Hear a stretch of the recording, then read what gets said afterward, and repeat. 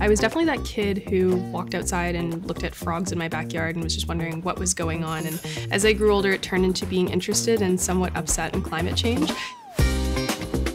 We can't wonder what's happening to our environment without looking at why it's happening to our environment. So if somebody put fertilizer on their backyard or something like that, environment science looks at what's happening to the grass and the soil, whereas environmental studies looks at not only what's happening, but also the policies that protect that land and the societal motivations that may push somebody to use fertilizer in the first place. So you're getting that comprehensive look as to why things are happening and what we can do about it.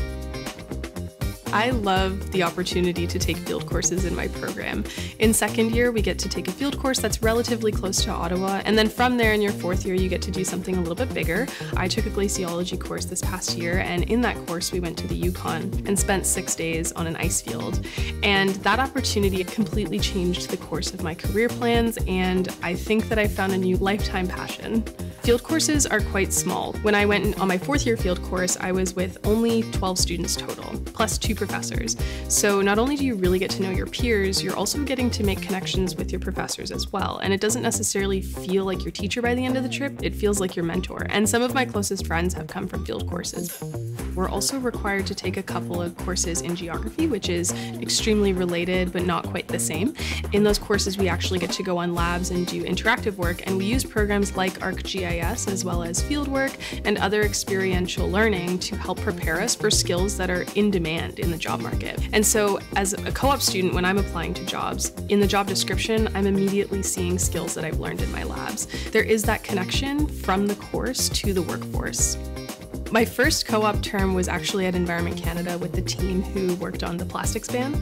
And so that was extremely fast-paced and dynamic. With it being my first internship, it was just like, whoa, there's this entire world of advocacy that I can get into. And I think that really drove me to pursue a lot more action, even in my academic career. Environmental issues are not going anywhere. I think they're just going to become increasingly important at the forefront of most of our conversations.